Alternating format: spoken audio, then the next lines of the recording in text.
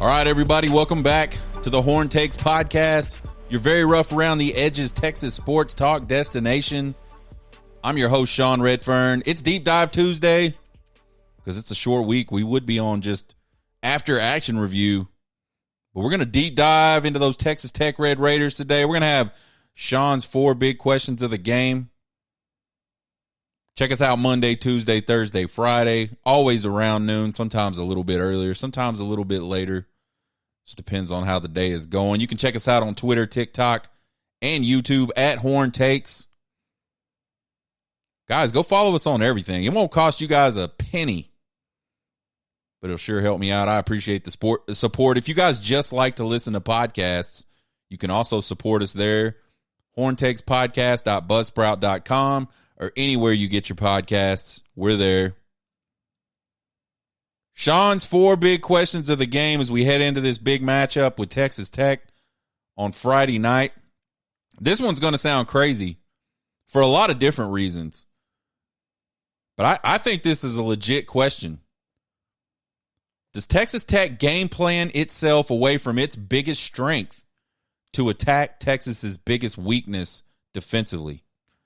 Texas number 1 against the run in the Big 12. They're number 4 nationally. Tough to run on. Really, nobody's been able to do it all season. It's been a pretty consistent, impossible thing to do for opponents so far this year.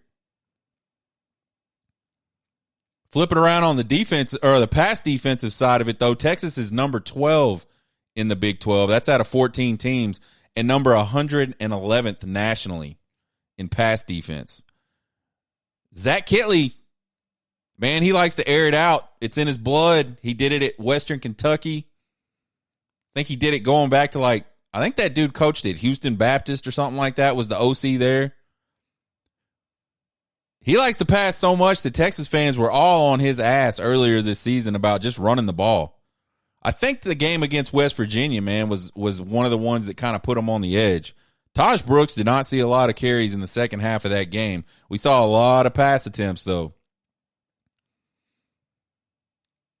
And they've had 40 or more rushing attempts in 4 of the last 6 games. So I don't know if Kittley did it because the fan said it or if maybe he just heard the noise, checked himself, and realized, yeah, we're passing the ball too much. So he's really, Texas Tech has really put a big emphasis on the run. And Taj Boyd, one of the best in the country, toting the rock. Obviously, the strength of this offense for Tech is running the football this season, which is weird. Just not a thing you ever thought you would hear. I mean, you got to go all the way back to the other Ricky Williams days to have that kind of conversation. So it'll be interesting to see what they do. Do they try to do what they think they are, or do they try to expose Texas's pass defense? I don't know. We're going to find out on Friday night.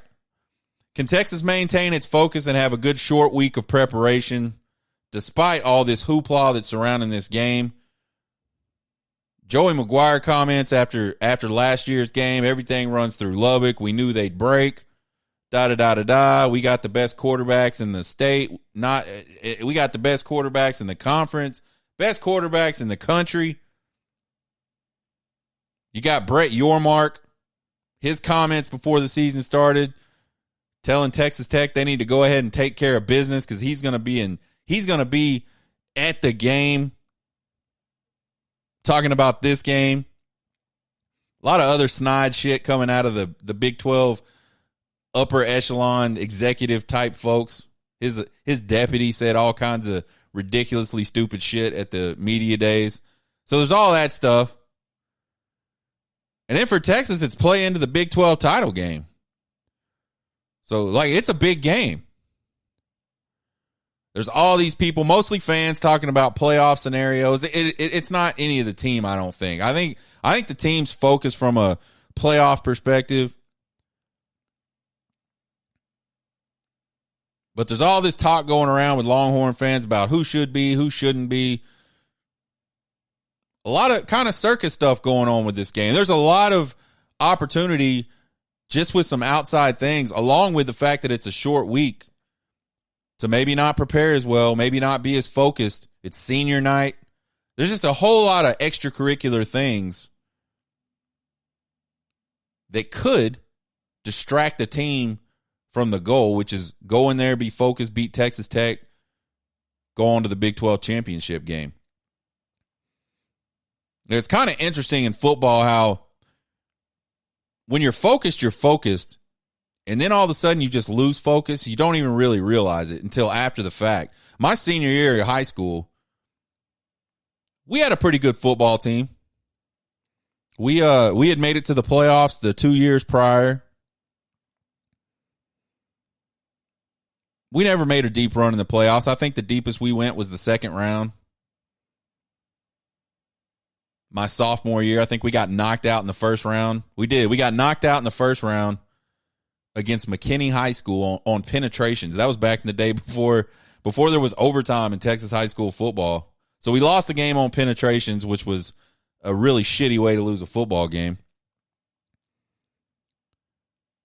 But we ended up having a hell of a run in the state playoffs my senior year. And really didn't even realize it. And we played some really good teams. We played a number 1 Corsicana team. We played a really highly rated Sulphur Springs team that just happened to be in our district. We beat them twice my senior year. They were a top 5 team all season long. They had gone on the road and beat Plano East earlier that season, who was a classification higher than us. Really good football team. A lot of talent, a lot of collegiate talent, D1 talent on that team. But it was kind of interesting as we headed into the semifinals. All of a sudden, camera crews started coming around, and there was all, hey, I need you to go do this interview with this camera crew, and hey, the newspaper wants to talk to you, and it was stuff we really hadn't dealt with at all. Nobody cared about us. We were under the radar. We were headed into the state semifinals. 4 teams left in the state in our classification, and this was back before there were 2 divisions. This was, you were 4A, 5A, 3A, 2A, whatever. That's all it was. So there were 4 teams left in Class 4A. We were ranked 8th in the state, and that was the first time we had been ranked all season long. So we just were kind of under the radar, and then all this stuff started happening. And I wouldn't swear that it cost us the game. We played a really close game in the Cotton Bowl against Denison, Texas. I think the final score of that game was 13-6. We had a touchdown that got called back, really long touchdown run that got called back that would have tied it. So we didn't play a bad game. Obviously a defensive game, which was our style. That's what we wanted to do. But looking back on it, we probably did lose a little bit of focus that week because there was all that other stuff going on. And I think if you're Texas, you don't want to show up for this one not being focused and not being ready to play a physical game. So question number 2, can Texas maintain its focus, have a good short week of preparation, despite all of the sort of outside things going on with regards to this game against Texas Tech? Question number 3, can Texas put Tech away early? Man, Tech has always been a dangerous team. They've been especially dangerous in some years to Texas teams. Some seasons they've had really, really good rosters. Like back at the end of the Mike Leach era, lots of good players. Lots of guys that went on to play in the NFL off those Tech teams. In every single season, they just hate them some Texas. And so if they can figure out a way to beat you, they're going to figure out a way to beat you. And they're definitely going to be a thorn in your side unless you put them away. You just don't want to let Tech hang around. Most of these players grew up wanting to be Texas Longhorns, but for whatever reason, they didn't get offered scholarships to Texas. Most of their coaches wish they were coaching at a place like Texas, but for whatever reason, they've never been offered jobs at Texas. Most of their fans have like this really weird, odd sort of fascination, obsession, whatever you want to call it, with Texas and Texas fans.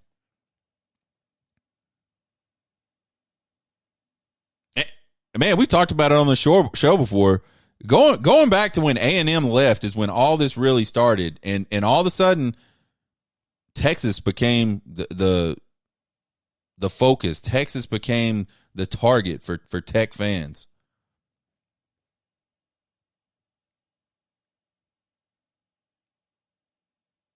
So if you let this team hang around, you let their fan base hang around, you let this team have any sort of momentum, they're capable of finding ways to beat you.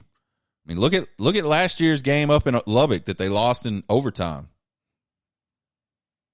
Texas takes a big lead in the third quarter, another double-digit lead in the third quarter, and Texas Tech just kept picking away at it. 10 points, 15 points, that's not enough points against Texas A&M, or excuse me, Texas Tech.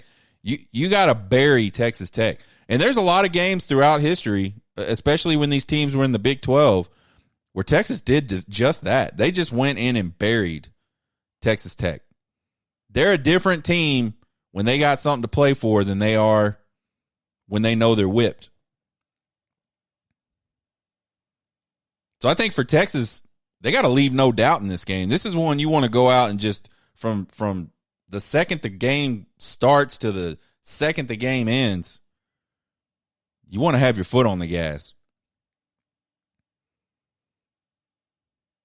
Question number 4, can this Texas pass defense get back on track? 5 games into the season, this team was giving up less than 200 yards per game through the air.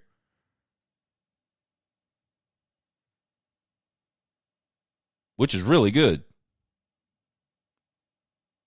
Fast forward, they've given up 300 yards per game in 4 of the last 6 games they've played. I think some of that's like the nature of the teams they're playing. They're more passing teams. Some of them have been really, really good passing teams, even coming into the game against Texas. TCU, for example. I think some of that's just the nature of the way some of these games went. Texas got big leads in 3 of those games early.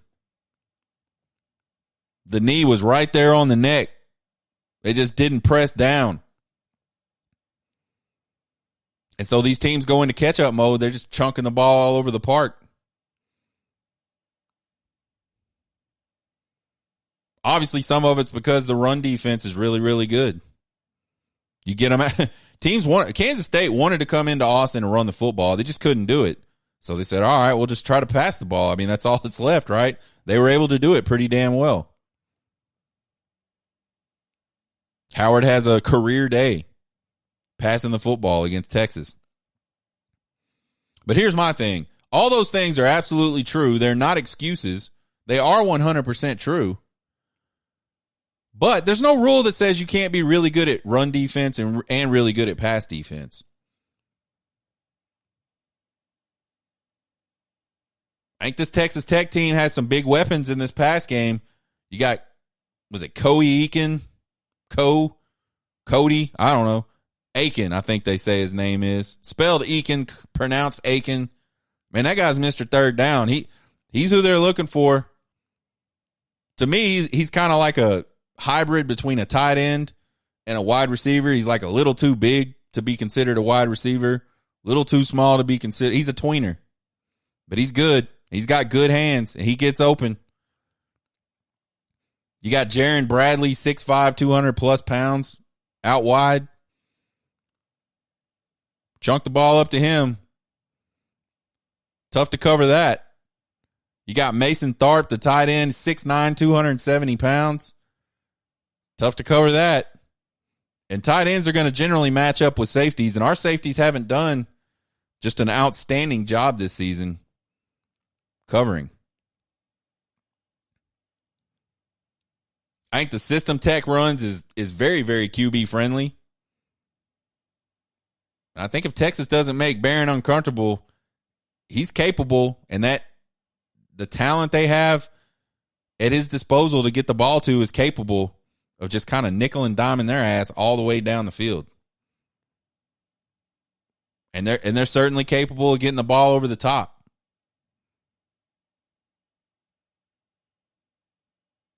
So I think if Texas doesn't find a way to play better against the pass in this game, not only is it going to make the game a lot closer than it really should be, but it could cost them a trip to the Big 12 title game.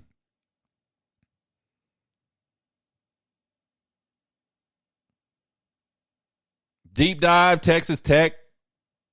Let's compare these two teams offensively, defensively, strength of schedule.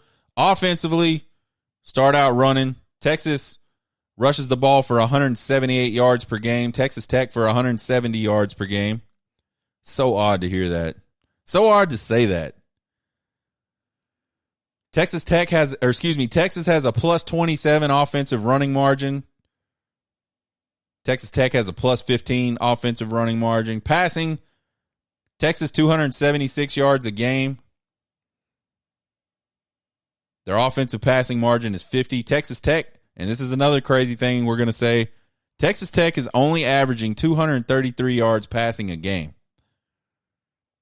They've got a plus 3 offensive passing margin. So far through run and pass, both teams are positive in their margins.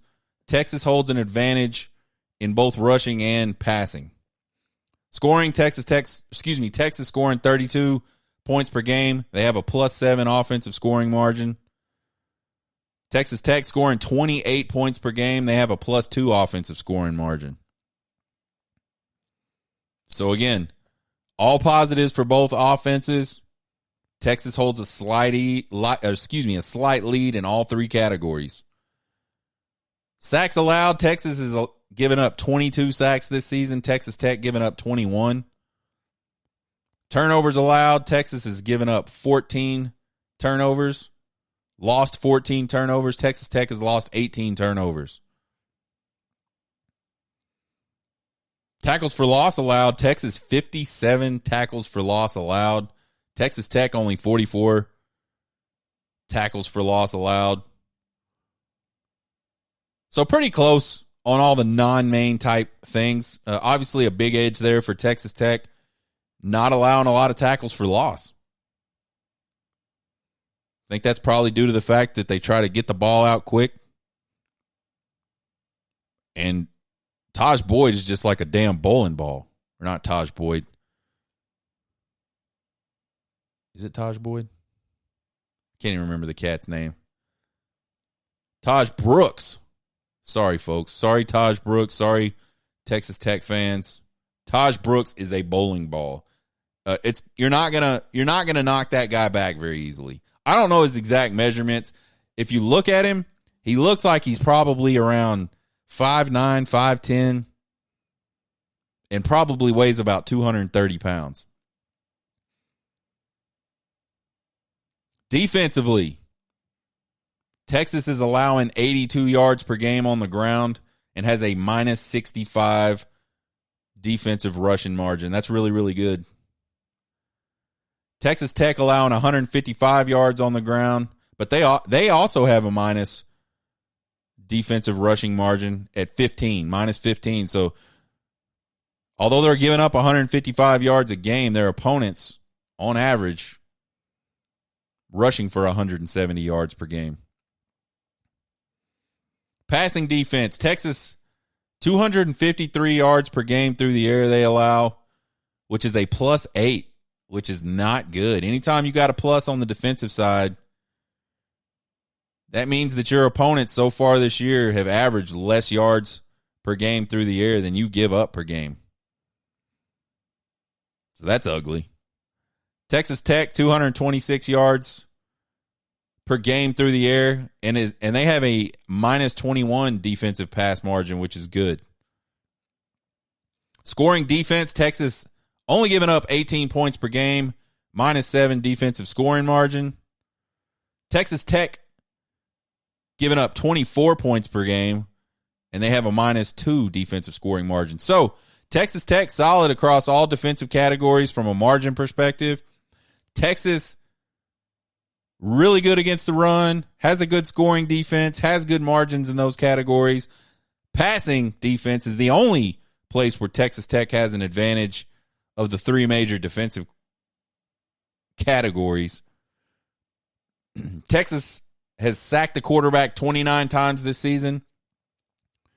And I believe it's official. They have eclipsed their mark from last season. And they still have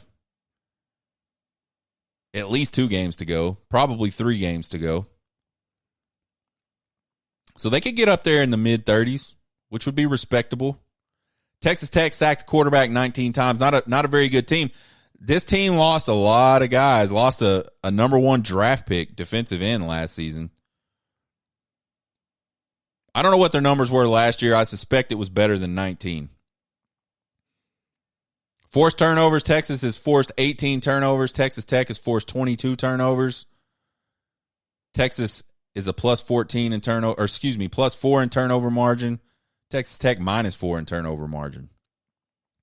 Tackles for loss, big advantage to Texas. 75 tackles for loss for Texas defense. 54 for the Texas Tech defense. Strength of schedule. According to Sagarin, Texas now has the second highest strength of schedule in the country. Their opponent's average strength of schedule would make them 39th in the country. Texas Tech also has a very good strength of schedule according to Sagarin. 15th in the country. And their opponent's strength of schedule would rank about 56th in the country, according to the Sagarin ratings. So, again, advantage strength of schedule to Texas. That game against Alabama is probably what's separating Texas from a lot of teams in strength of schedule. Few final thoughts on all these stat deals. Last week, Texas had a clear edge in all the main statistical categories, and this week is obviously not much different. Again, Tech has that advantage in passing yards allowed and in defensive pass margin. I'm not sure how much that really affects the game. The Texas passing game is really good. They've done it against really good passing defenses. We know the Texas pass defense is not good, so it's not a surprise, to be perfectly honest. Again, Texas Tech, not a big sack or tackle for loss type defense, which is interesting because I think that's one of the only ways you can really keep Texas behind the chains is to tackle for loss. Occasionally they'll have penalties that hurt them, but generally when this offense struggles, it's because they've got behind the chains due to some tackles for loss, due to some sacks. Looking at the turnover margins, it's an 8-point swing, 8 turnover swing. I think that's big. Texas being +4, Texas Tech being -4. I think that's significant. I haven't seen Tech play every single game this year, but the ones I have seen them play, and when they got in trouble turning the ball over, a lot of it was through the air. I don't think Brooks has put the ball on the carpet that much. But their quarterbacks have managed to turn the ball over quite a bit this season. So there's your deep dive statistically on the Texas Tech Red Raiders. We will have 4 keys and a prediction tomorrow, Wednesday. We will be doing a Wednesday show this week because of the short week. Just some random college football thoughts. So I did on the show last week, we talked about, how the committee and how the talking heads are all kind of incentivizing the wrong things as they're having these conversations about the playoffs. I clipped some of those up, put them up on TikTok, and I got quite a bit of feedback. Some of it good, some of it typical. Let's talk about it a little bit. I've heard. So there's various comments. Some of them are about Bama. Some of them are about Oregon. Some of them point to Texas's loss to Oklahoma. So there's like a few different categories of answers or comments I've gotten back. Let's start with the Bama ones. I hear this one over and over again. Bama has evolved, and Bama has gotten better. Texas hasn't. Folks, saying a team has evolved and gotten better is just a bunch of words, and they're like completely impossible to measure. You can't just say because Alabama has won every single game since their game against Texas that somehow they've evolved and that they've gotten better. And I don't mean just like we're 10, 11 games into the season now and probably everybody's gotten better. I don't mean that. But when you say stupid shit like that, you're like kind of choosing your gut feel, and I say your gut feel because you can't measure it. There's no way to measure that. There's no way to measure that Alabama is better, significantly better than they were in September when Texas went to Tuscaloosa, played them, and beat them by 10 points. There's no way to measure that. It's just words. And when you just say words, you're really just saying that's my gut feeling. And then you're putting your gut feeling over something that actually happened. Folks, the games have to matter. If the games don't matter, then what's the sense in playing them? And if there's no sense in playing them, what's the sense of supporting your team if none of that shit matters?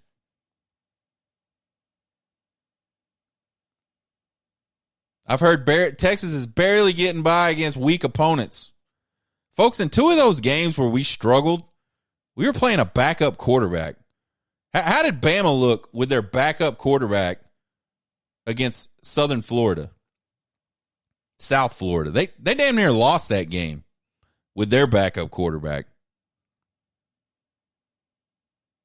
So because Texas struggles with their backup quarterback and wins, that's a negative thing.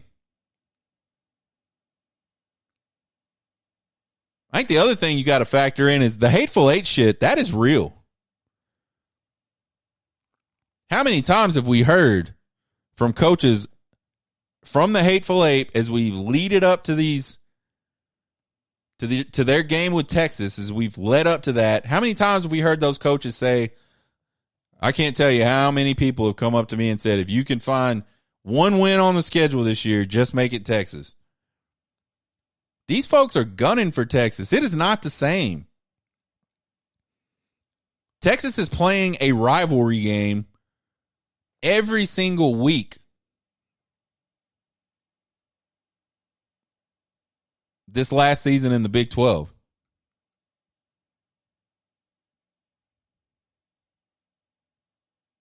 I think that's got to factor into it.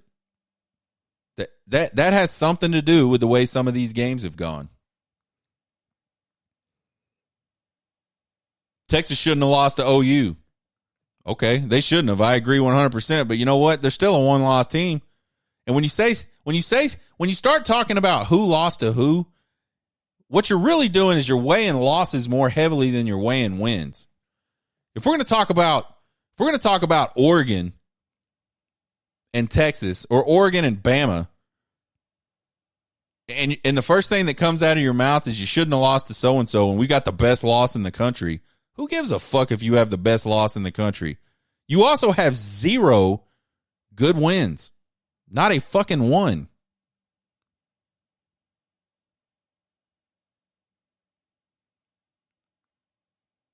If you want to flip the conversation back to Bama, if you say, well, you shouldn't have lost to OU, you're saying the same thing. Our one loss was better than your one loss.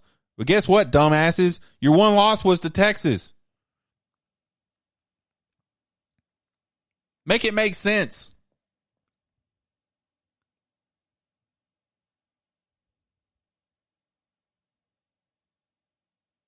Finally, on this whole OU thing, like, it's a rivalry game, the rivalry game. And if a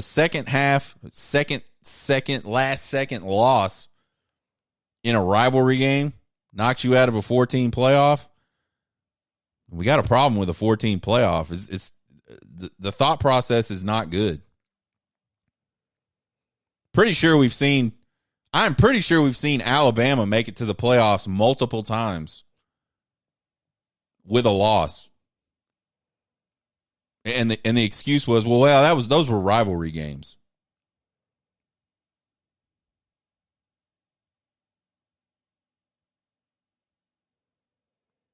I think the other thing we got to consider here, folks, Texas fans being probably pissed off aside when they don't get in, or if they don't get in, if they win out.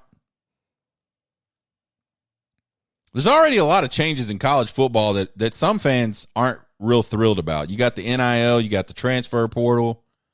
I feel like I'm kind of on the edge of of being just old enough to be old school enough that, like, I think there's some problems with NIL and the transfer portal, and I'm probably just young enough to see the other side of it too, which is, you know, these institutions have been making, some of these institutions, college football itself has been making billions of dollars for years, and we're suspending players for selling their autograph, or we're suspending players for taking a suit so they could go to the Heisman Trophy ceremony.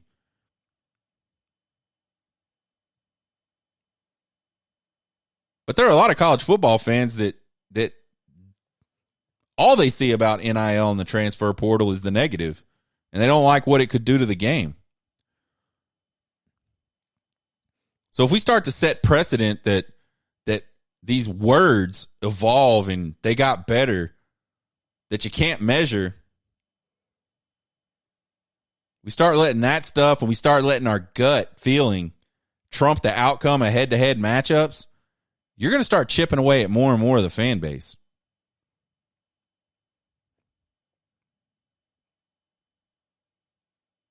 I think the one silver lining to all that is we only have to do the 4-team playoff one more time. It's going to be 12 teams next season. But all that's really going to do is push these same types of discussions just a little bit further down the line in the top 25, right? Come next year, you're going to have, I don't know, 3-4 teams that all have the same record, that are all right there at the edge of this 12th spot in the playoff, and there's going to be all these same types of discussions.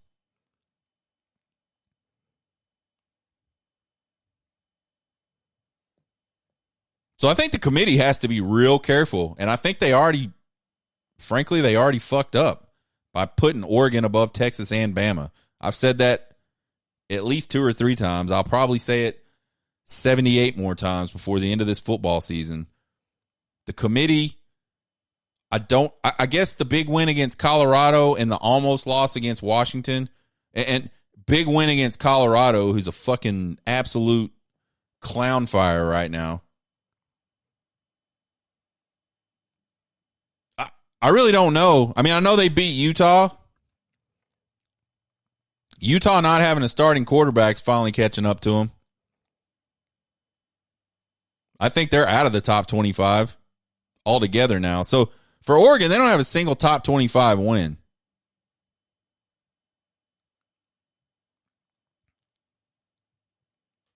I'm sure this discussion will rage on.